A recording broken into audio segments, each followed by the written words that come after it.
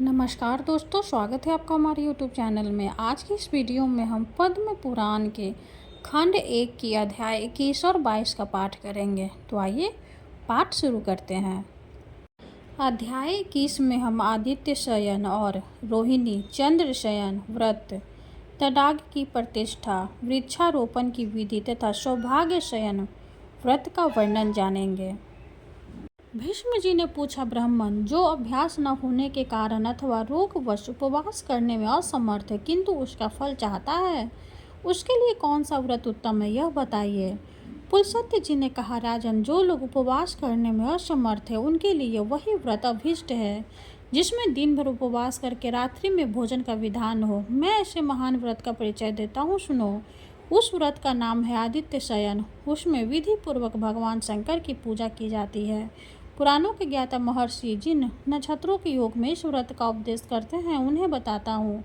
जब सप्तमी तिथि को हस्त नक्षत्र के साथ रविवार हो अथवा सूर्य की संक्रांति हो, वह तिथि समस्त कामनाओं को पूर्ण करने वाली होती है। उस दिन सूर्य के नमों से भगवती पार्वती और महादेव की पूजा करनी चाहिए। सूर्यदेव की प्रतिमा तथा शिवलिंग का भी भक्तिपूर्वक पूजा करना उचित है।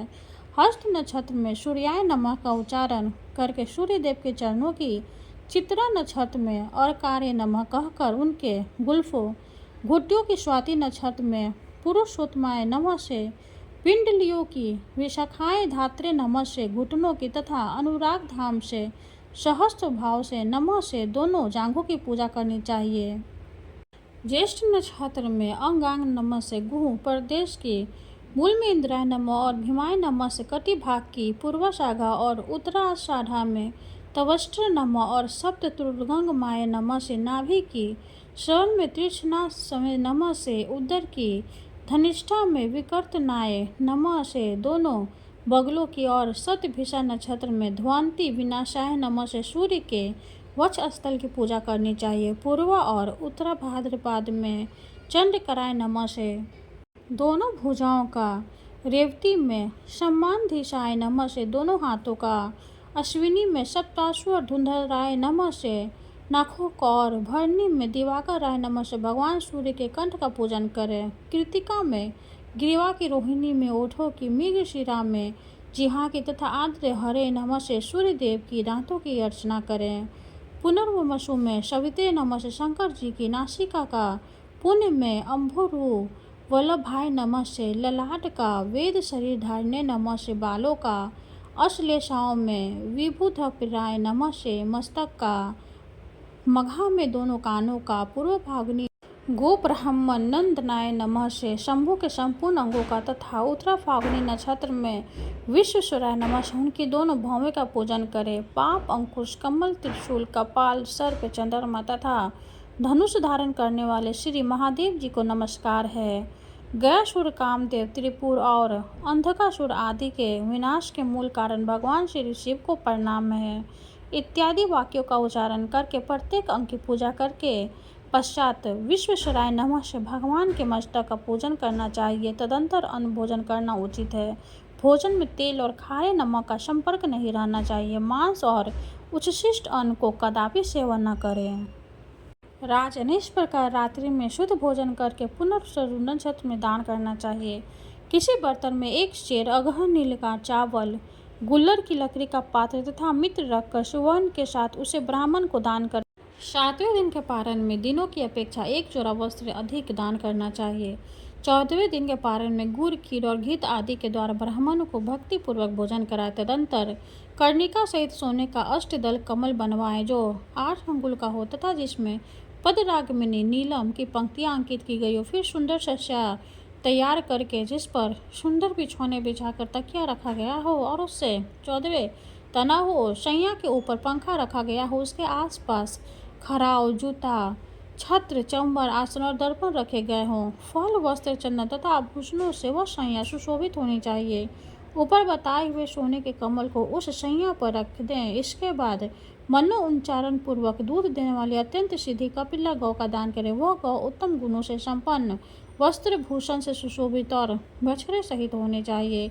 उसके खुर चांदी से और सिंह सोने से मढ़े होने चाहिए तथा उसके साथ कौशिक की दोहिनी होनी चाहिए जिनके पूर्व भाग में ही दान करना उचित है। समय का उल्लंघन कदापि नहीं करना चाहिए। संयम दान के पश्चात इस प्रकार प्रार्थना करें, सूर्यदेव, जिस प्रकार आपकी संयम, कांति, धीति, श्री और पुष्टि से कभी सुनी नहीं होती, वैसे ही मेरी भी वृद्धि हो। वेदों के विद्वान आपके सिवा और किसी को निष्पाप नहीं जानते, इसलिए आप संपूर्ण दुखों से भरे हुए इस संसार सागर से मेरा उद्धार कीजिए। इसके पश्चात भगवान की प्रदक्षिणा करके उन्हें प्रणाम करके अंततः विसर्जन करें। संयम और श्री आदि को ब्राह्मण के घर पहुंचा दें। भगवान शंकर के इस व्रत की चर्चा दुराचारी और दंभी पुरुष के सामने नहीं करनी चाहिए, जो कि ब्राह्मण, देवता, अदिति और धार्मिक पुरुषों को विशेष रूप से निंदा करता है, उसके सामने भी इसे प्रकट न करें। भगवान के भक्त और जितेंद्रिय पुरुष के समक्ष यह आनंदमय कल्याणमय गुड रहस्य प्रकाशित करने योग्य है। वेदा पुरुषों का कहना है कि यह व्रत महापातकी मनुष्य के भी पापों का नाश करता है। जो पुरुष इस व्रत का अनुष्ठान करता है, उसका बंधु, पुत्र, धन और स्त्री से कभी वियोग नहीं होता तथा वह देवताओं का आनंद बढ़ाने वाला माना जाता है। इस प्रकार जो नारी भक्ति पूर्वक इस व्रत का पालन करती है, उसे कभी रोग, दुख और मोह का शिकार नहीं होना पड़ता। प्राचीन काल में महर्षि वशिष्ठ, अर्जुन, कुबेर तथा इंद्र ने इस व्रत का आचरण किया था। इस व्रत के कृत नाम से ही सारे पाप नष्ट हो जाते हैं, इसमें तनिक भी संदेह नहीं है। जो पुरुष इस आदित्य शयन नामक व्रत के महात्म्य एवं विधि का पाठ या श्रवण करता है, वह इंद्र का प्रियतम होता है तथा जो इस व्रत का अनुष्ठान करता है, वह नरक में भी पड़े हुए समस्त पितरों को स्वर्ग लोक में पहुंचा देता है। भीष्म जी ने कहा, मुने, अब आप चंद्रमा के व्रत का वर्णन कीजिए। पुलस्त्य जी बोले, राजन, तुमने बड़ी उत्तम बात पूछी है। अब मैं तुम्हें यह गोपनीय व्रत बतलाता हूँ, जो अक्षय स्वर की प्राप्ति करने वाला है तथा जिसे पूर्ववेत्ता विद्वान भी जानते हैं। इस श्लोक में रोहिणी चंद्रसेन नामक व्रत बड़ा ही उत्तम है। इसमें चंद्रमा के नाम द्वारा भगवान नारायण की प्रतिमा का पूजन करना चाहिए। जब कभी सोमवार के दिन पूर्णिमा तिथि हो अथवा पूर्णिमा को रोहिणी नक्षत्र हो, उस दिन मनुष्य सवेरे पंचगव्य और सरसों के दान से युक्त जल से स्नान करे तथा विद्वान पुरुष अमावस्या इत्यादि मंत्र को 800 बार जपे। यदि सूत्र भी इन व्रत को करे तो अत्यंत भक्तिपूर्वक सोमाय नमः, वरदाय नमः, विष्णवे नमः इन मंत्रों का जप करे और पाखंडियों से, विधर्मियों से बातचीत न करे। जप करके पश्चात घर आकर फल फूल आदि के द्वारा भगवान श्री मधुसूदन की पूजा करे। साथ ही चंद्रमा के नमो का उच्चारण करता रहे। सोमाय शांताय नमः कहकर भगवान के चरणों का, अंतधाय नमः का उच्चारण करके उनके घुटनों और पिंडलियों का, जलोदराय नमः से दोनों जांघों का, काम सुख प्रदाय नमः से चंद्र स्वरूप भगवान के कटी भाग का, अमृतोदराय नमः से उनका चंचंकाय का, नाभि का, चंद्राय नमः से मुख मंडल का, द्विजन मधिपनाय नमः से दांतों का, चंद्रमा से नमः से मुख का, कौमुद वन पिराय नमः से ओठों का, वनोषिधनाय नथ से नासिक का, आनंद विजय से दोनों भवों का, इंद्री वर व्यास कराय नमः से भगवान श्री कृष्ण के कमल सदृश नेत्र का, समस्त सुर वंदिनाय दैत्यनी पुदनाय नमः से दोनों कानों का, उदधि पिराह नमः से चंद्रमा के ललाट का, सुपुष मनाधिताय नमः से कैशों का, शंकाय नमः से मस्तक और विश्वेश्वराय नमः से भगवान मुरी के किरीट का पूजन करे। फिर रोहिणी, नामधेय लक्ष्मी, सौभाग्य, सौयामित्र, सागराय, पद्मिश्राय नमः इस मंत्र का उच्चारण करके भगवान के सामने मस्तक झुकाए। तत्पश्चात सुगंधित पुष्प, नैवेद्य और धूप आदि के द्वारा इंद्र पत्नी रोहिणी देवी की भी पूजन करे। इसके बाद रात्रि के समय भूमि पर शयन करे और सवेरे उठकर स्नान के पश्चात पाप विनाश नमः का उच्चारण करके ब्राह्मणों को घी और सुवर्ण सहित जल से भरा कलश दान करे। फिर दिन भर उपवास करके पश्चात गौमूत्र पीकर मांस वर्जित एवं खारे नमक से रहित अन्न के 31 गास घी के साथ भोजन करे। तदंतर 2 घड़ी तक इतिहास पुराण आदि श्रवण करे। राजन, चंद्रमा को कंदम, नील कमल, केवड़ा, जाति पुष्प, कमल, शतपत्रिका, बिना कुम्हलाए, कुब्जा के फूल, सिंदूरवार, चमेली, अन्याय, श्वेत पुष्प, करवीर तथा चंपा यही फूल चढ़ाने चाहिए। उपयुक्त फूलों की जातियों में से एक एक को सावन आदि महीने में क्रमशः अर्पण करें। जिस महीने में व्रत शुरू किया जाए उस समय जो भी पुष्प सुलभ हो उन्हीं के द्वारा श्री हरि का पूजन करना चाहिए। इस प्रकार 1 वर्ष तक इस व्रत का विधिवत अनुष्ठान करके समाप्ति के समय शयनोपयोगी सामग्रियों के साथ शयन दान करें। रोहिणी और चंद्रमा की सुवर्णमय मूर्ति बनवाएं। उनमें चंद्रमा 6 अंगुल के और रोहिणी 4 अंगुली के होने चाहिए। 8 मोतियों से युक्त श्वेत नेत्रों वाली उन प्रतिमाओं के अक्षत से भरे हुए कांसे के पात्र में रखकर दुग्धपूर्ण कलश के ऊपर स्थापित कर दे। फिर वस्त्र और दोहिनी के साथ दूध देने वाली गौ, शंख तथा पात्र प्रस्तुत करें। उत्तम गुणों से युक्त ब्राह्मण दंपत्ति को बुलाकर उन्हें आभूषणों से अलंकृत करें तथा मन में यह भावना रखें कि ब्राह्मण दंपत्ति के रूप में यह रोहिणी सहित चंद्रमा ही विराजमान है। तत्पश्चात इनकी इस प्रकार प्रार्थना करें। चंद्रदेव, आप ही सबको परम आनंद और मुक्ति प्रदान करने वाले, आपकी कृपा मुझे भोग और मोक्ष दोनों प्राप्त हो। राजन, जो संसार से भयभीत होकर मोक्ष पाने की इच्छा रखता है उसके लिए ही यह व्रत सर्वोत्तम है। यह रूप और आरोग्य प्रदान करने वाला, यही पितरों को सर्वदा प्रिय है। जो इनका अनुष्ठान करता है वह त्रिभुवन का अधिपति होकर 21वीं कलोपत चंद्रलोक में निवास करता है। उसके बाद विद्युत होकर मुक्त हो जाता है। चंद्रमा नाम कीर्तन द्वारा भगवान श्री मधुसूदन की पूजा का यह प्रसंग जो पढ़ता अथवा सुनाता उसे भगवान उत्तम बुद्धि प्रदान करते हैं तथा वह भगवान श्री विष्णु के धाम में जाकर देव समूह के द्वारा पूजित होता है।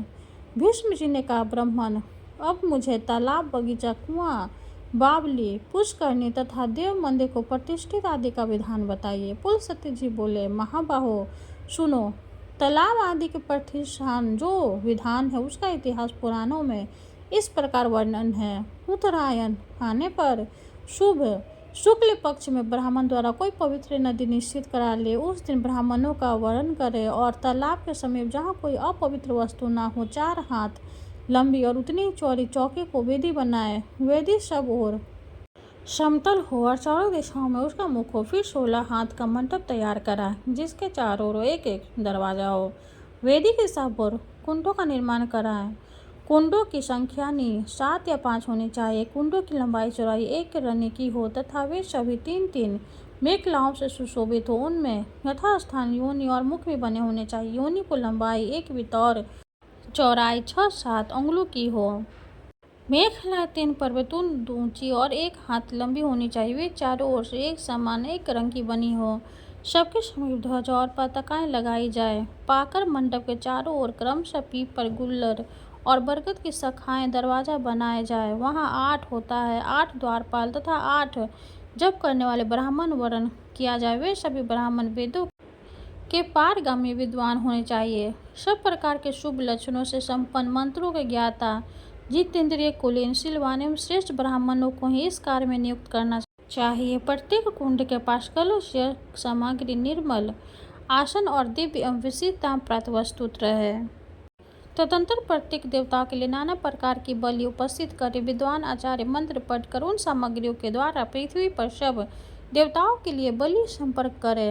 अली के बराबर एक ग्रुप स्थापित किया जाए जो किसी दूध वाले वृक्ष की शाखा का बना हुआ हो। ऐश्वर्य चाहने वाले पुरुष को यजमान के शरीर के बराबर ऊंचा यूप स्थापित करना चाहिए। उसके बाद 25 ऋत्विजों का वर्ण करके उन्हें सोने के आभूषणों से विभूषित करें। सोने के बने कुंडल, बाजू बंद करे, अंगूठी, पवित्री तथा नाना प्रकार के वस्त्र, ये सभी आभूषण प्रत्येक ऋतिक जनों को बराबर बराबर दे और आचार्य को दुना अर्पण करे। इसके सिवा उन्हें संयम तथा अपने को प्रिय लगने वाली अन्य वस्तुएं भी प्रदान करे। सोने का बना हुआ कछुआ और मगर, चांदी के मत्स्य और दुंदुभ, तांबे के स्कैकरा और मेढक तथा लोहे के 2 सूंड बनवाकर सबको सोने के पात्र में रखे। इसके बाद यजमान वेदों की बताई हुई विधि के अनुसार सर्वसिद्धि मिश्रित जल से स्नान करके श्वेत वस्त्र और श्वेत माला धारण कर फिर श्वेत चंदन लगाकर पत्नी और पुत्र पौत्र के साथ पश्चिम द्वार से यह मंडप प्रवेश करे। उस समय मांगलिक शब्द होना चाहिए और भेरी आदि बाजे बजने चाहिए। तदंतर विद्वान पुरुष 5 रंग के चूरों से मंडल बनाए और उसमें 16 ओरों से युक्त चक्र चिह्नित करे। उसके गर्भ में कमल का आकार बनाए। चक्र देखने में सुंदर और चौकोर हो।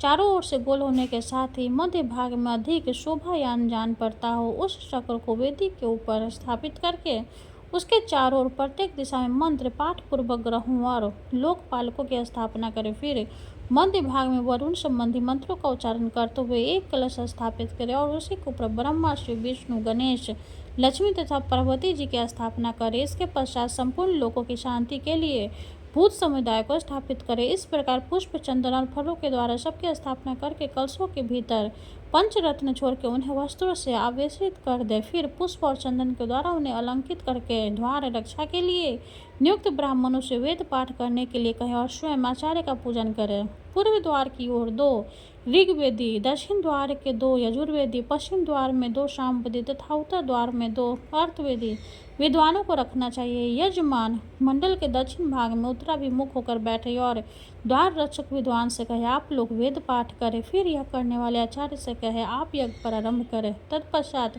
जप करने वाले ब्राह्मणों से कहे, आप लोग उत्तम मंत्र का जप करते रहें। इस प्रकार सबको प्रेरित करके मंत्र पुरुष अग्नि को प्रज्वलित करे तथा मंत्र पाठ पूर्वक घी और समिधाओं की आहुति दे। ऋत्विक जो को भी वरुण संबंधी मंत्रों द्वारा सब ओर से हवन करना चाहिए। ग्राहकों की निमित्त विधि आहुति देकर उस यज्ञ कर्म में इंद्र, शिव, मरुग और लोकपालकों के निमित्त विधि पूर्वक होम करे। पूर्व द्वार पर नियुक्त ऋग्वेदी ब्राह्मण शांति, रुद्र, पवमान, सुमंगल तथा पुरुष संबंधी सूत्रों का पृथक पृथक जप करे। दक्षिण द्वार पर स्थित यजुर्वेदी विद्वान इंद्र, रुद्र, सोम, कुष्मांड, अग्नि तथा सूर्य संबंधी को जप करे। पश्चिम द्वार पर रहने वाले सामवेदी ब्राह्मण वैराट साम, पुरुष सूक्त, सुपर्ण सूक्त, रुद्र संहिता, शिशु पंच निधन, गायत्र साम, ज्येष्ठ साम, वामदेव साम, बृहद साम, रौवर शाम, रथंतर शाम, गोवर्त, विकीर्ण, रक्षोधन और यम संबंधी शामों का गान करे। उत्तर द्वार के अर्थवेदी विद्वान मन मन भगवान वरुण देवी की शरण ले शांति और पुष्टि संबंधी मंत्रों का जाप करे। इस प्रकार पहले दिन मंत्र द्वार देवताओं की स्थापना करके हाथी और घोड़े के पैरों के नीचे ही जिसका रथ चलता हो ऐसी सड़क बाकी की दोनों नदियों के संगम की गौशाला की तथा साक्षात गौओं के पैर नीचे की मिट्टी लेकर कलमों के छोड़ दे। उसके बाद सर्वसधि, गोरोचरण, सरसों के दाने, चंदन और गूगल भी छोड़े। फिर पंचगम में मिलाकर उन कलशों के जल से यजमान का विधि पूर्वक अभिषेक करे। अभिषेक के समय विद्वान पुरुष वेद मंत्रों का पाठ करते रहें। इस प्रकार शास्त्र विहित कर्म के द्वारा रात्रि व्यतीत करके निर्मल प्रभात का उदय होने पर हवन के अंत में ब्राह्मणों को 100, 50, 36 अथवा 25 गौ दान करें। तदनंतर शुद्ध एवं सुंदर लग्न आने पर वेद पाठ, संगीत तथा नाना प्रकार के बाज की मनोहर ध्वनि के साथ एक गौ को सुवर्ण अलंकृत करके तालाब के जल में उतारे और उसे शाम गान कराने वाले ब्राह्मण को दान कर दे। तत्पश्चात पचन रत्न से युक्त सोने का पात्र लेकर उसमें पूर्वोक्त मगर और मछली आदि को रखे और उसे किसी बड़ी नदी में मंगाए हुए जल से भर दे। फिर उस पात्र को दही अच्छा से विभूषित करके वेद और वेदांग के विद्वान 4 ब्राह्मण हाथ से पकड़े और यजमान की प्रेरणा से उसे उत्तराभिमुख उलटकर तालाब जल डाल दे। इस प्रकार इत्यादि मंत्रों द्वारा उसे जल में डालकर पुनः सब लोग यज्ञ मंडप में आए और यजमान सदस्यों की पूजा करके सब और देवताओं के उद्देश्य से बलि अर्पण करें। इसके बाद लगातार 4 दिनों तक हवन होने चाहिए। चौथे दिन चतुर्थी कर्म करना उत्तम है, उसमें भी यथाशक्ति दक्षिणा देनी चाहिए। चतुर्थी कर्म पूर्ण करके यज्ञ संबंधी जितने पात्र और संबंधी हो उन्हें ऋत्विजों में बराबर बांट देना चाहिए। फिर मंडपों को भी विभाजित करें। सुवर्ण पात्र और संज्ञा किसी ब्राह्मण को धारण करते। इसके बाद अपनी शक्ति के अनुसार 1000, 108, 50 अथवा 20 ब्राह्मण को भोजन कराए। पुराणों में तालाब की प्रतिष्ठा के लिए यही विधि बतलाई गई है। कुआं, बावली और पुष्करणी के लिए भी यही विधि है। देवताओं की प्रतिष्ठा में भी ऐसा ही विधान समझना चाहिए। मंदिर और बगीचे आदि की प्रतिष्ठा कराए में केवल मंत्रों का ही भेद है। विधि विधान प्राय एक से ही उपयुक्त विधि का यदि पूर्णतया पालन करने की शक्ति न हो तो आधे व्यास से भी यह कार्य संपन्न हो सकता है। यह बात ब्रह्मा जी ने कही है। जिस पोखरे में केवल वर्षा काल में ही जल रहता है वह 100 अग्नि स्टोम यज्ञों के बराबर फल देने वाला होता है। जिसमें शरद काल तक जल रहता हो उसका भी यही फल है। हेमंत और शिशिर काल तक रहने वाला जल क्रमशः वाजपेय और अतिरिक्त नमक यज्ञ का फल देता है।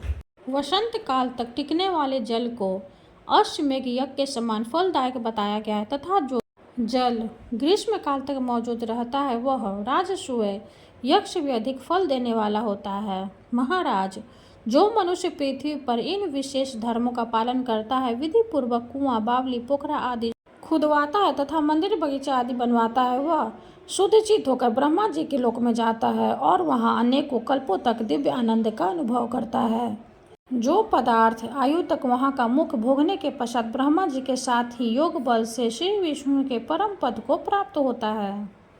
भीष्म जी ने कहा, ब्राह्मण, अब आप मुझे विस्तार के साथ वृक्ष लगाने की यथार्थ विधि बतलाइए। विद्वानों को किस विधि से वृक्ष लगाने चाहिए? पुलस्त्य जी बोले, राजन, बगीचे में वृक्षों के लगाने की विधि मैं तुम्हें बताता हूँ। तालाब के प्रतिष्ठा केंद्र विषयों जो विधान बतलाया गया है, उसी के समान सारी विधि पूर्ण करके वृक्ष के पौधों को सर्वसिद्धि मिश्रित जल से सींचे, फिर उनके ऊपर दही और अक्षत छोड़े। उसके बाद उन्हें पुष्पमालाओं से अलंकृत करके वस्त्र में लपेट दे। वहाँ गूगल का धूप देना श्रेष्ठ माना गया है। वृक्षों के पितक पितक ताम्र पात्र में रखकर उन्हें सप्तधान से आवृत करे तथा उनके ऊपर वस्त्र और चंदन चढ़ाए। फिर प्रत्येक वृक्ष के पास कलश स्थापन करके उन कलशों की पूजा करे और रात में दिव्य जातियों द्वारा इंद्रदादी, लोकपालों तथा वनस्पतियों विधि विधान अधिवास कराए। तदंतर दूध देने वाली एक गौ का लाकर उसे श्वेत वस्त्र ओढ़ाए, उसके मस्तक पर सोने की कलकी लगाए, सींगों को सोने से मंज दे,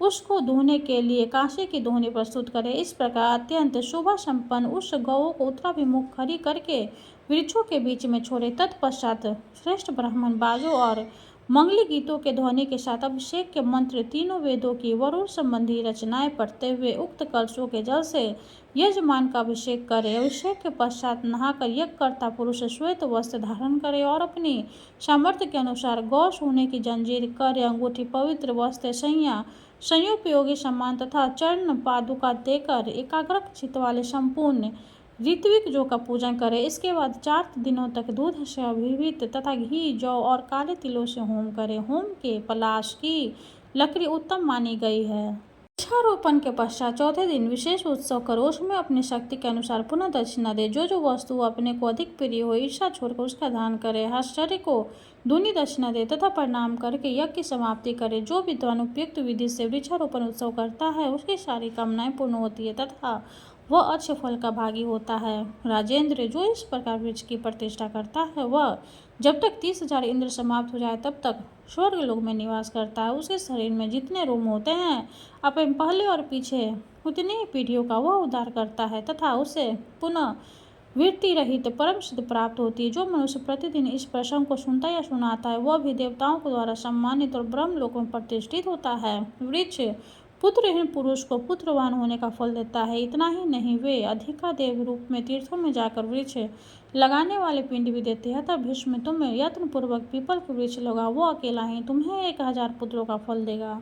पीपल का पेड़ लगाने से मनुष्य धनी होता है। अशोक शोक का नाश करने वाला, पाकर या का फल देने वाला बताया गया है। नीम का वृक्ष आयु प्रदान करने वाला माना गया है। जामुन कन्या देने वाला कहा गया है। अनार का वृक्ष पत्नी प्रदान करता है। पीपल रोग का नाशक और पलाश ब्रह्म तेज प्रदान करने वाला है। जो मनुष्य बहेर का वृक्ष लगाता है, वह प्रेत होता है।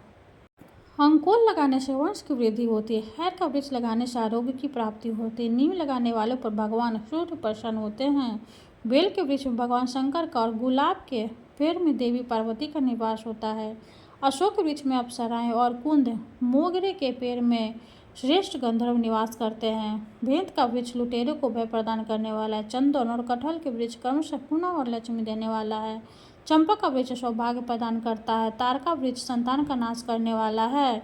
मौलसिरी के कुल की वृद्धि होती है। नारियल लगाने वाले अनेक स्त्रियों का पति होता है। दाखला पेड़ सर्व सुंदरी स्त्री प्रदान करता है। केवड़ा शत्रु का नाश करने वाला। इसी प्रकार अन्याय वृक्ष भी, जिनका यह नाम नहीं लिया गया है, यथा योग्य फल प्रदान करने वाला है। जो लोग वृक्ष लगाते हैं, उन्हें परम लोक प्रतिष्ठा प्राप्त होती है। पुलस्त्य जी कहते हैं, राजन, इस प्रकार एक दूसरा व्रत बताता हूँ जो समस्त मनोवांछित फलों को देने वाला है। उसका नाम है सौभाग्य शयन। इसे पुराणों के विद्वान ही जानते हैं। पूर्व काल में जब भूलोक, भूलोक, स्वर्लोक तथा महलोक आदि संपूर्ण लोक दग्ध हो गए, तब समस्त प्राणियों का सौभाग्य एकत्र होकर वैकुंठ में जब भगवान श्री विष्णु के वक्ष स्तरों में स्थित हो गया। तदंतर त्रिकाल के पश्चात जब पुनः सृष्टि रचना का समय आया, तब प्रकृति और पुरुष से युक्त संपूर्ण लोगों के अहंकार से आवृत हो जाने पर श्री ब्रह्मा जी तथा भगवान श्री विष्णु में स्पर्धा जागृत हुई। उस समय एक पीले रंग की भयंकर अग्नि ज्वाला प्रकट हुई। उसमें भगवान का वक्ष स्थल तप उठा, जिससे वह सौभाग्य पुंज वहां गठित हो गया। श्री विष्णु के वक्ष स्थल का वह सौभाग्य अभी रस रूप होकर धरती पर गिरने नहीं पाया था कि ब्रह्मा जी के बुद्धिमान पुत्र दक्ष ने उसे आकाश में ही रोक कर पी लिया। दक्ष के पीते ही वह अद्भुत रूप और लावण्य प्रदान करने वाला सिद्ध हुआ। प्रजापति दक्ष का बल और तेज बहुत बढ़ गया। उसके पीने से बचा हुआ जो अंश पृथ्वी पर गिरा वह 8 भागों में बट गया। उनमें से 7 भागों से 700 भाग देहनी और सद्या उत्पन्न है, जिनके नाम इस प्रकार है: ई तरुराज, निष्पाव, राजधान्य, शालिया अग्नि जिसे कहते हैं, गोक्षीर, क्षीरजक, कुसुम और कुसुम। 8वां नमक है। इन 8 की सौभाग्य संज्ञा कहते हैं। योग और ज्ञान के तत्वों को जानने वाले ब्रह्मपुत्र दक्ष ने पूर्व काल में जिस सौभाग्य रस का पान किया था, उसके अंश से उन्हें सती नाम की एक कन्या उत्पन्न हुई। नीलकमल के समान मनोहर शरीर वाली वह कन्या लोक में ललिता के नाम से प्रसिद्ध हुई। पिनाकधारी भगवान शंकर ने उस त्रिभुवन सुंदरी देवी के साथ विवाह किया। सती तीनों लोक की सौभाग्य रूपा है। वे भोग और मोक्ष प्रदान करने वाली उसकी आराधना करके नर या नारी क्या नहीं प्राप्त कर सकती। भीष्म जी ने पूछा, मुने जगरात्रि सती की आराधना कैसे की जाती है?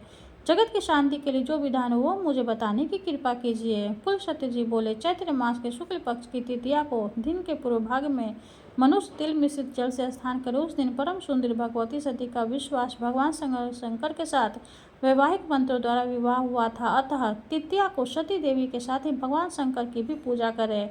पंचगव्य तथा चंदन मिश्रित जल के द्वारा गौरी को भगवान चंद्रशेखर की प्रतिमा को स्नान कराकर धूप, दीप, नैवेद्य तथा नाना प्रकार के फलों द्वारा उन दोनों की पूजा करनी चाहिए। पार्वती देव नमः शिवाय नमः, इन मंत्रों से क्रमशः पार्वती और शिव के चरणों का, जय जय नमः शिवाय नमः से दोनों की घुटियों का, त्रिभकाय नमः, भवनाय नमः से पिंडलियों का, भद्रेश्वराय नमः, वीरजाय नमः से घुटनों का, हरिकेशाय नमः, वरदाय नमः से जांघों का, ईशाय शंकराय नमः, रत्याय नमः से दोनों कटिभाग का, कौटिन्य नमः, शूलिन्य नमः से कुक्षि भाग का, शूलपनाय नमः, मंगलाय नमः से उदार का, सर्वात्मनाय नमः, ईशाय नमः से दोनों स्तनों का, चित्तमनाय नमः, रुद्राय नमः से कंठ का, त्रिपुरधनाय नमः, अंतदाय नमः से दोनों हाथों का, त्रिलोचनाय नमः, कालानप्रियाय नमः से बाहों का, सौभाग्य भवनाय नमः से आभूषणों का, शोधाय नमः, ईश्वराय नमः से दोनों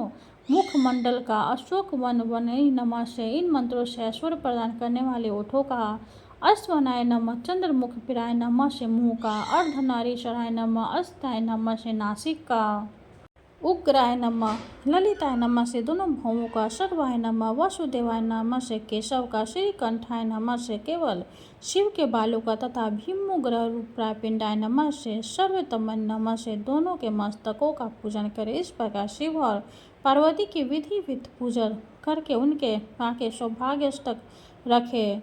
निष्पाव, कुसुम्भ, क्षीरजीवक, तरुराज, इच्छु, लवन, कुसुम तथा राजधानी, इन 8 वस्तुओं को देने से सौभाग्य की प्राप्ति होती है, इसलिए इनकी सौभाग्यष्टक संज्ञा है। इस प्रकार शिव पार्वती के आगे सब सामग्री निवेदन करके चैत्र में सिंघारा खाकर रातों को भूमि पर शयन करें। फिर सवेरे उठकर स्नान और जप करें। इस पवित्र होम, वस्त्र और आभूषणों के द्वारा ब्राह्मण दंपति का पूजन करें। इसके बाद सौभाग्यष्ट सहित शिव पार्वती की सुवर्णमय प्रतिमाओं को ललित देवी की प्रसन्नता के लिए ब्राह्मणों को निवेदन करें। दान के समय इन प्रकार कहें: ललिता, विजया, भद्रा, भवानी, कुमुदा, शिवा, वासुदेवा, गौरी, मंगला, कमला, सती और उमा ये प्रसन्न हो। 12 महीनों की प्रत्येक द्वादशी को भगवान श्री विष्णु की तथा उनके साथ लक्ष्मी जी की भी पूजा करनी चाहिए। इस प्रकार परम लोक में उत्तम गति चाहने वाले पुरुषों को प्रत्येक मास की पूर्णिमा को सावित्री सहित ब्रह्मा जी को विधिवत आराधना करनी चाहिए तथा ऐश्वर्य की कामना करने वाले मनुष्य को सौभाग्य का दान भी करना चाहिए। इस प्रकार 1 वर्ष तक इस व्रत का विधि पूर्वक अनुष्ठान करके पुरुष, स्त्रियां, कुमारी भक्ति के साथ रात्रि में शिव जी की पूजा करें। व्रत की समाप्ति के समय संपूर्ण सामग्रियों युक्त सैया शिव पार्वती की स्वर्णमयी प्रतिभा, बैल और गौ का दान करें। कृपणता छोड़कर दृढ़ निश्चय के साथ भगवान का पूजन करें। जो स्त्री इस प्रकार उत्तम सौभाग्य नामक व्रत का अनुष्ठान करती है, उसकी कामनाएं पूर्ण होती है, उसे नित्य पद की प्राप्ति होती है। इस व्रत का आचरण करने वाले पुरुषों को एक फल का परित्याग कर देना चाहिए। प्रति मास इसका आचरण करने वाला पुरुष यश और कीर्ति प्रदान करता है। राजन, सौभाग्य शयन का दान करने वाला पुरुष कभी सौभाग्य, आरोग्य, सुंदर रूप, वस्त्र, अलंकार और आभूषणों से वंचित नहीं होता। जो 12, 8 या 7 वर्षों तक सौभाग्य शयन व्रत अनुष्ठान करता है वह ब्रह्मलोक के निवासी पुरुषों द्वारा पूजित होकर 10,000 कल्पों तक वह निवास करता है। इसके बाद वह विष्णु लोक तथा शिवलोक में भी जाता है। जो नारियां कुमारी इस व्रत का पालन करती है वह भी ललिता देवी अनुग्रह से ललित होकर पूर्वोक्त फलों को प्राप्त करती है। जो इस व्रत की कथा का श्रवण करता है तथा दूसरों को इसे करने की सलाह देता है वह भी विद्याधर होकर चिरकाल तक स्वर्ग लोक में निवास करता है। पूर्व काल में इस अद्भुत व्रत का अनुष्ठान कामदेव ने राजा शतधन्वान से, वरुण देव के भगवान सूर्य ने तथा धन के स्वामी कुबेर ने भी किया था। 21वां अध्याय समाप्त हुआ। हरे कृष्ण। अब हम अध्याय 22वां का पाठ करेंगे। 22वां अध्याय में हम तीर्थ महिमा के प्रसंग में वामन अवतार की कथा, भगवान का बशकली दैत्य से त्रिलोक की राज्य का अपहरण के बारे में जानेंगे। भीष्म जी ने कहा, ब्राह्मण, अब मैं तीर्थों का अद्भुत महात्म्य सुनना चाहता हूँ जिसे सुनकर मनुष्य संसार बंधन से मुक्त हो जाता है। आप विस्तार के साथ उसका वर्णन करो। पुलस्त्य जी बोले, राजन, ऐसे अनेकों पावन तीर्थ है जिनका नाम लेने से भी बड़े बड़े पातकों का नाश हो जाता है। तीर्थों का दर्शन करना, उनमें स्नान करना, वहां जाकर बार बार डुबकी लगाना तथा समस्त तीर्थों का स्मरण करना यह मनोवांछित फलों को देने वाला है। भीष्म, पर्वत, नदियाँ, क्षेत्र, आश्रम और मानस आदि सरोवर सभी तीर्थ कहे गए हैं जिनमें तीर्थ यात्रा के उद्देश्य से जाने वाले पुरुषों को पग पग पर अश्वमेध आदि यज्ञों का फल होता है। इनमें तनिक भी संदेह नहीं है। भीष्म जी ने पूछा, द्विज श्रेष्ठ, मैं आपसे भगवान श्री विष्णु का चरित्र सुनना चाहता हूँ। सर्व समस्त एवं सर्वव्यापक श्री विष्णु ने यज्ञ पर्वत पर जा वहाँ अपने चरण रखकर किस दानव का दमन किया था? महामुने, ये सारी बातें मुझे बताइए। पुलस्त्य जी बोले, वत्स, तुमने बड़े उत्तम बात पूछी है, एकाग्रचित्त होकर सुनो। प्राचीन सतयुग की बात है। बलिष्ठ दानवों ने समूचे स्वर्ग पर अधिकार जमा लिया था। इंद्र सहित संपूर्ण देवताओं को जीतकर उनने त्रिभुवन का राज्य छीन लिया था। उनमें बाश कली नामक दानव सबसे बलवान था। उसने समस्त दानवों को यज्ञ का भोक्ता बना दिया। इससे इंद्र को बड़ा दुख हुआ। वे अपने जीवन से निराश हो चले। उन्होंने सोचा, ब्रह्मा जी के वरदान से दानव राज्य बाशकली मेरे तथा संपूर्ण देवताओं के लिए युद्ध में अवध हो गया है, अतः मैं ब्रह्मलोक में चलकर भगवान ब्रह्मा जी की ही शरण लूंगा। उनके सिवा और कोई मुझे सहारा देने वाला नहीं है। ऐसा विचार कर देवराज इंद्र संपूर्ण देवताओं के साथ ले तुरंत उस स्थान पर गए जहाँ भगवान ब्रह्मा जी विराजमान थे। इंद्र बोले, देव, क्या आप हमारी दशा नहीं जानते? अब हमारा जीवन कैसा रहेगा? प्रभु, आपके वरदान से दैत्यों ने हमारा सर्वस्व छीन लिया है। मैं दुरात्मा वाकली की सारी करतूतें पहले ही आपको बता चुका हूँ। पितामह, आप ही हमारे पिता हैं। हमारी रक्षा के लिए शीघ्र ही कोई उपाय कीजिए। संसार से वेद पाठ और यज्ञ आदि उठ गए। उत्सव और मंगल की बातें जाती रही।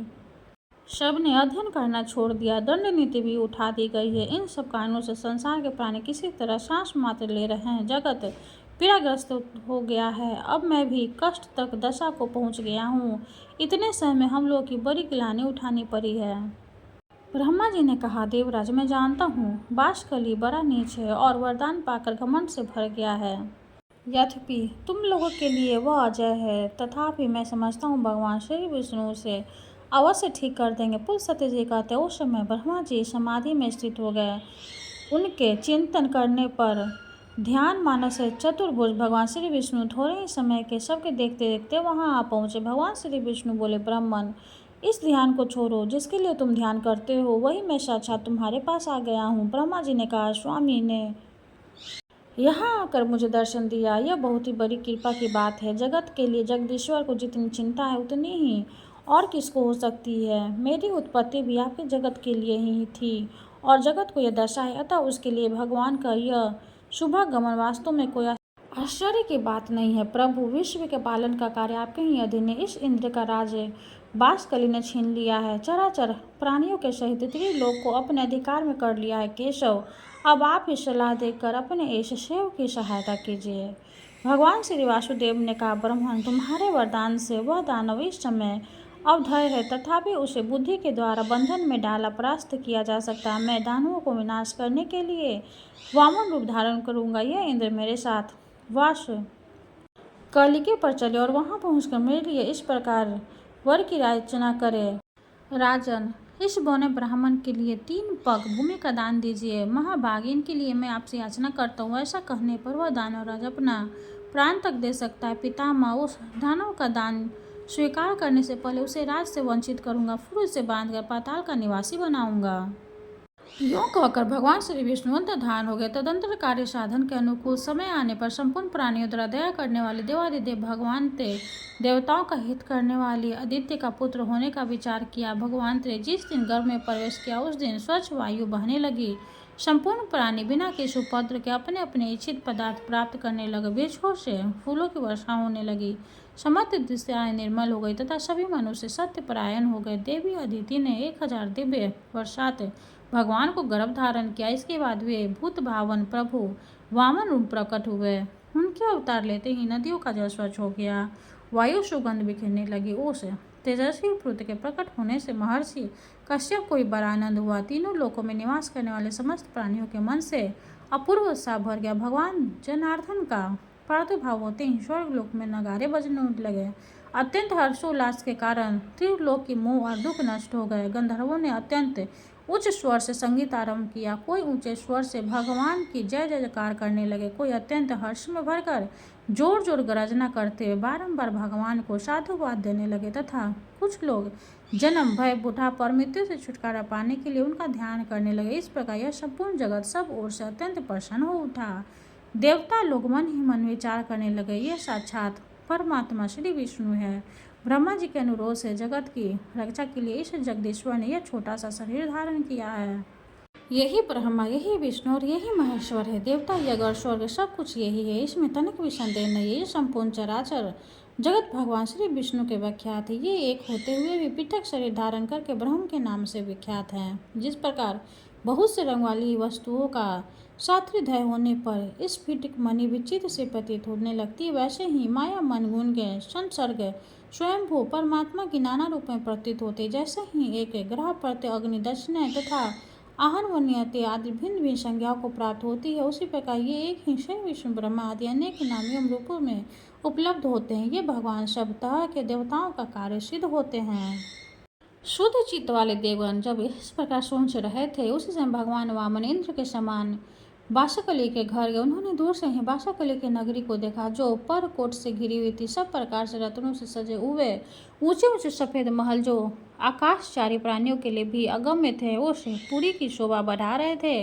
नगर के सड़कें बड़े ही सुंदर एवं कर्मबद्ध बनाई गई थी। कोई ऐसा पुरुष नहीं, ऐसी विद्या नहीं, ऐसा शिल्प नहीं था, ऐसी कला नहीं जो बाशाकली नगरी में मौजूद न रही हो। वहीं रहकर दानवराज बाशाकली चराचर प्राणियों सहित समस्त त्रिलोक की पालन करता था। वह धर्म का ज्ञाता, कृतज्ञ, सत्यवादी और जितेंद्रिय था। सभी प्राणी उससे सुख माता पूर्व मिल सकते थे। न्याय निर्मल करने में उसकी बुद्धि बड़ी ही कुशल थी। वह ब्राह्मणों का भक्त, शरणागतों का रक्षक तथा दीन और अनाथों पर दया करने वाला था। मंत्र शक्ति, प्रभु शक्ति और सात शक्ति, इन तीनों शक्तियों से वह संपन्न था। संधि, विग्रह, ज्ञान, आसान, दैसी भाव और समाज से राजनीति के इस 6 गुणों का अवसर के अनुकूल उपयोग करने में उसका सदा उत्साह रहता था। वह सबसे मुस्कुराकर बात करता था। वेद और वेदांगों के तत्व उसे पूर्ण ज्ञान था। वह यज्ञों का अनुष्ठान करने वाला, तपस्या परायण, उदार, सुशील, संयमी, प्राणियों की हिंसा से विरत, माननीय पुरुषों को आदर देने वाला, शुद्ध हृदय, प्रसन्न मुख, पूजनीय पुरुषों का पूजन करने वाला, संपूर्ण विषय का ज्ञाता, दुर्दमनीय, सौभाग्यशाली, देखने में सुंदर, अन्न का बहुत बड़ा संग्रह रखने वाला, बड़ा धनी और बहुत ही बड़ा दानी था। वह धर्म, अर्थ और काम तीनों के साधन में संकल्प रहता था। बार्ष की त्रिलोक की एक श्रेष्ठ पुरुष था। वह सदा अपने नगर में ही रहता था। उसमें देवता और दानवों के घमंड को चूर करने की शक्ति थी। ऐसे गुणों से विभूषित होकर वह त्रिभुवन की समस्त प्रजा का पालन करता था। वह दानवों के राज्य में कोई भी अधर्म नहीं होने पाता था। उसकी प्रजा में कोई भी ऐसा नहीं था जो दीन, रोगी, अल्पायु, दुखी, मूर्ख, कुरूप, दुर्भाग्यशाली और अपमानित हो। इंद्र को आते देख दानवों ने जाकर राजा बाशाकली से कहा, प्रभु, बड़े आश्चर्य की बात है, आज इंद्र एक बौने ब्राह्मण के साथ अकेले ही आपकी पुरी में आ रहे हैं। इस समय हमारे लिए जो कर्तव्य हो उसे शीघ्र बताइए। उनकी बात सुनकर बाशाकली ने कहा, दानवों, इस नगर में देवराज को आदर के साथ ले आना चाहिए। वो आज हमारे पूजनीय अतिथि हैं।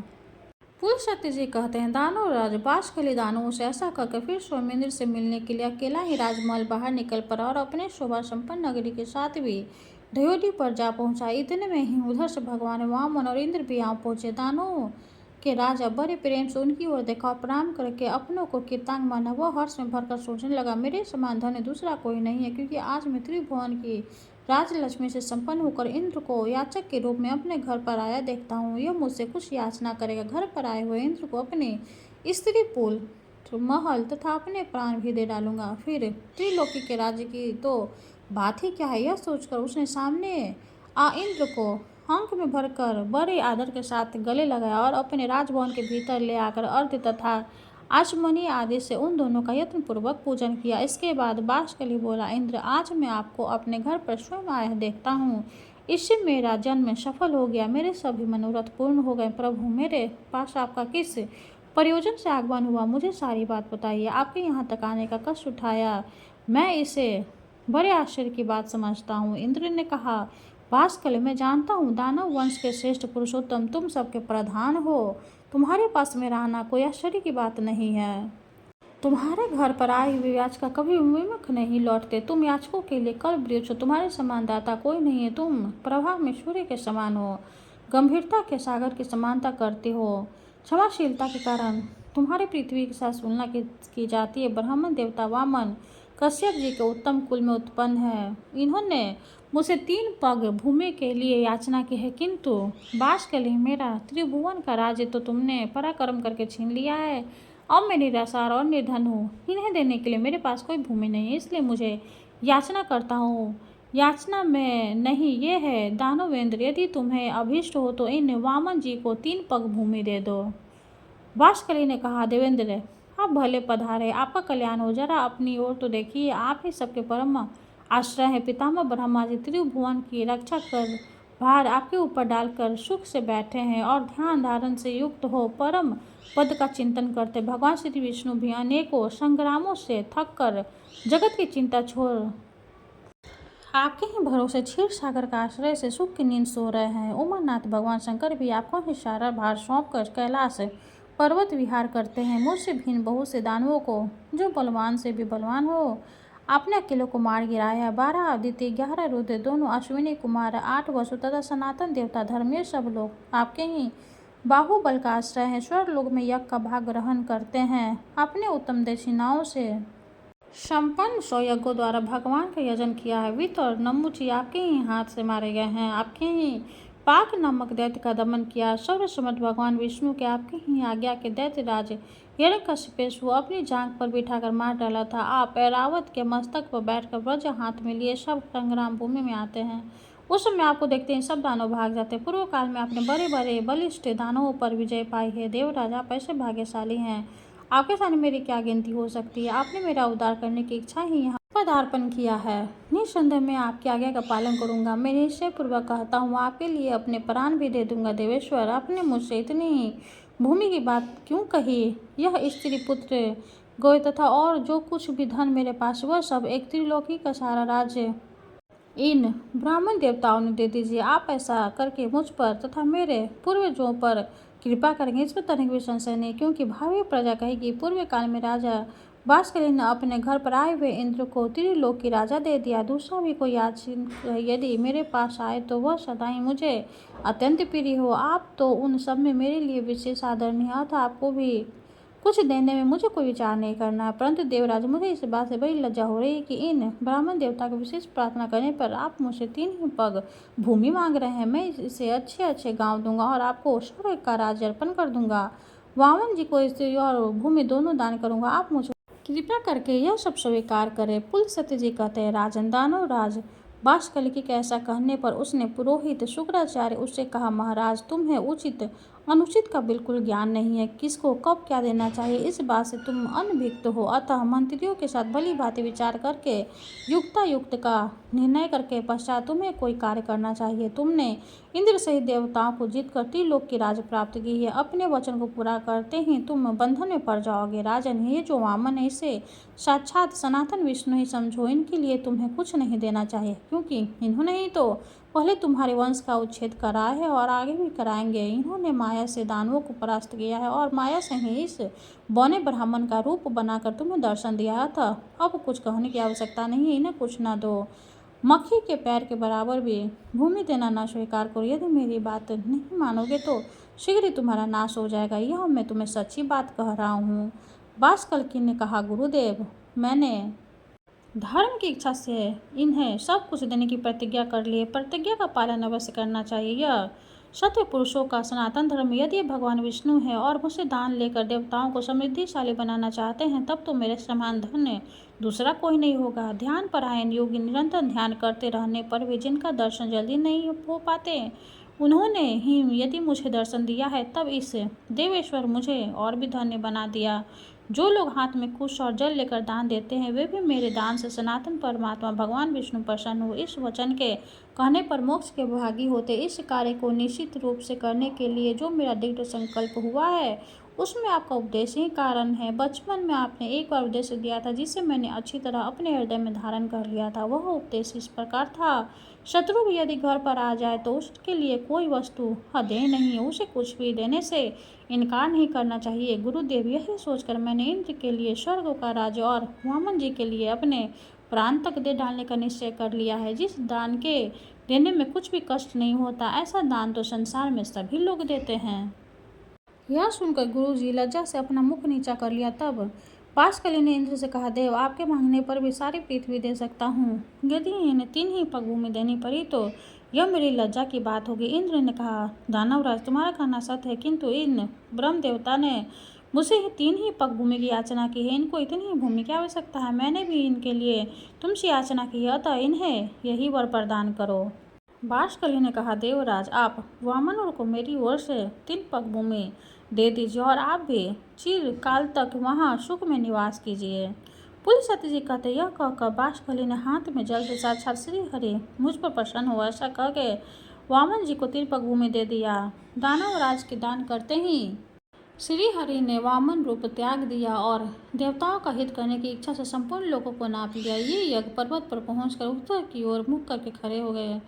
उस समय दानव लोग भगवान के बाएं चरण के नीचे आ गए। तब जगदीश्वर ने पहला पग सूर्य लोक में रखा और दूसरा ध्रुव लोक में। फिर अद्भुत कर्म करने वाले भगवती तीसरे पग ब्रह्मांड पर आघात किया। उनके अंगूठे के अग्रभाग से लगभग ब्रह्मांड कटाह फूट गया, जिससे बहुत सा जल बाहर निकला। उसे भगवान श्री विष्णु के चरणों से प्रकट होने वाली वैष्णवी नदी गंगा कहते हैं। गंगा जी के अनेक कारणवश भगवान श्री विष्णु के चरणों से प्रकट हुई है। उनके द्वारा चराचर प्राणियों सहित समस्त त्रिलोक की व्याख्यात है। तत्पश्चात भगवान श्री वामन ने बाष्कली से कहा, मेरे 3 पग पूर्ण करो। बाष्कली ने कहा, भगवान, आपने पूर्व काल में जितनी बड़ी पृथ्वी बनाई थी, उस मैंने सब कुछ छिपाया नहीं है। पृथ्वी छोटी है और आप महान है। मुझ में सृष्टि उत्पन्न करने की शक्ति नहीं है। देव, आप जैसे प्रभु की इच्छा शक्ति की मनोवांछित कार्य करने में समर्थ होती है। सत्यवादी बाष्कली को निरुत्तर जानकर भगवान श्री विष्णु बोले, दानवराज, बोलो, मैं तुम्हारी कौन सी इच्छा पूर्ण करूं? तुम्हारा दिया हुआ संकल्प का जल मेरे हाथ में आ गया, इसलिए तुम वर पाने के योग्य हो, वरदान के उत्तम पात्र हो। तुम्हें जिस वस्तु की इच्छा हो मांगो, मैं उसे दूंगा। बाष्कली ने कहा, देवेश्वर, आप अपनी भक्ति चाहता हूँ। मेरी मृत्यु भी आपके यहाँ आते हो, जिससे मुझे आपके परम धाम श्वेत देव की प्राप्ति हो, जो तपस्वियों के लिए भी दुर्लभ है। पुलस्त्य जी कहते हैं, बाष्कली के ऐसा कहने पर भगवान श्री विष्णु ने कहा, तुम मेरे कल्प तक ठहरे रहो। जिस समय वराह रूप धारण करके मैं रसाल तल में प्रवेश करूंगा, उसी समय तुम्हारा वध करूंगा। इससे तुम मेरे रूप में लीन हो जाओगे। भगवान के ऐसे वचन सुनकर यह दानव उनके सामने चले गए। भगवान भी उनके त्रिलोक की राज छीनकर अंतर्धान हो गए। बाष्कली पाताल लोक निवासी होकर सुखपूर्वक रहने गया। बुद्धिमान इंद्रलोक की लोगों का पालन करने लगे। यह जगत गुरु भगवान श्री विष्णु के वामन अवतार का वर्णन है। इसमें श्री गंगा जी के प्रादुर्भाव की कथा भी आ गई है। यह प्रसंग सब पाप का नाश करने वाला। यह मैंने श्री विष्णु के 3 पगों का इतिहास बतलाया है, जिसे सुनकर मनुष्य इस संसार में संपूर्ण पापों से मुक्त हो जाता है। श्री विष्णु के पग का दर्शन कर लेने पर उसके दुष्वप्न, दुश्चिंता और घोर पाप शीघ्र नष्ट हो जाते हैं। पापी मनुष्य प्रत्येक युग में यज्ञ पर्वत स्थित श्री विष्णु के चरणों का दर्शन करके पाप से छुटकारा पा जाते हैं। भीष्म, जो मनुष्य मौन होकर यज्ञ पर्वत पर चढ़ता है अथवा 3 पुष्करों की यात्रा करता, उसे अध में यज्ञ का फल प्राप्त होता। वह सब पापों से मुक्त हो मृत्यु के पश्चात श्री विष्णु धाम में जाता है। भीष्म जी बोले, भगवान यह तो बड़े आश्चर्य की बात है कि वामन जी के द्वारा दानव राज वास के लिए बंधन में डाला गया। मैंने तो श्रेष्ठ ब्राह्मणों के मुख से ऐसी कथा सुन रही है कि भगवान ने वामन रूप धारण करके राजा बलि के बाधा था और विरोचन कुमार बलि आज तक पाताल लोक में मौजूद है। अतः आप मुझे बलि के बांधे जाने की कथा का वर्णन कीजिए। पुलस्त्य जी बोले, निपश्रेष्ठ, मैं तुम्हें सब बातें बतलाता हूँ, सुनो। पहली बार की कथा तो तुम सुन ही चुके हो। दूसरी बार वर्तमान वैवस्व मनवंतरों भी भगवान श्री विष्णु त्रिलोक की ओर अपने चरणों से नापा था। उस समय उन देवाधिदेव अकेले ही यज्ञ में जाकर राजा बलि को बांधा और भूमि को नापा था। उस अवसर पर भगवान का पुनः वामन अवतार हुआ था। पुनः उन्होंने त्रिविक्रम रूप धारण किया था। वे पहले वामन होकर फिर वामन विराट हो गए थे। 5वां अध्याय समाप्त हुआ। हरे कृष्णा। अब हम सूर्य भगवान की आरती करेंगे। ओम जय सूर्य भगवान, जय हो दिनकर भगवान। जगत के नेत्र स्वरूपा, तुम हो त्रिगुण स्वरूपा। धरत सभी तब ध्यान। ओम जय सूर्य भगवान, ओम जय सूर्य भगवान। शारदीय अरुण है प्रभु तुम, श्वेत कमलधारी। तुम 4 भुजाधारी, अश्व सात तुम्हारे। कोटि किरण पाशारे, तुम हो देव महान। ओम जय सूर्य भगवान, ओम जय सूर्य भगवान। उषा काल में जब तुम उदया चले आते, सब तब दर्शन पाते। फैलाते उजियारा, जागता तब जग सारा। करे सब तब गुणगान। ओम जय सूर्य भगवान, ओम जय सूर्य भगवान। संध्या में भुवनेश्वर रास्ता चले जाते। गोधन तब घर आते, गोधुली बेला में। हरे घर हरे आंगन में हो तब महिमा गान। ओम जय सूर्य भगवान, ओम जय सूर्य भगवान। देव धनुज नर नारी, ऋषि मुनिवर भजते। आदित्य ते जपते, श्रुति मंगलकारी। इसकी है रचना न्यारी, दे नव जीवन दान। ओम जय सूर्य भगवान, ओम जय सूर्य भगवान। तुम हो त्रिकाल रचयिता, तुम जग के आधार। महिमा तब अपरंपार, प्राणों का सिंचन करके भक्तों को अपने देते। बल बुद्धि और ज्ञान।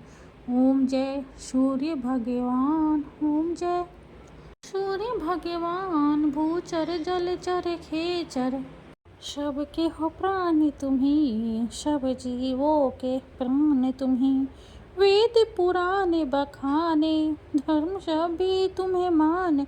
तुम ही सर्वशक्तिमान। ओम जय सूर्य भगवान, ओम जय सूर्य भगवान। पूजन करती दिशाएं, पूजे 10 दिक्पाल। तुम भुवनों के प्रतिपाल, ऋतु में तुम्हारी दासी। तुम शाश्वत अविनाशी, शुभकारी अंशुमान। ओम जय सूर्य भगवान, ओम जय सूर्य भगवान।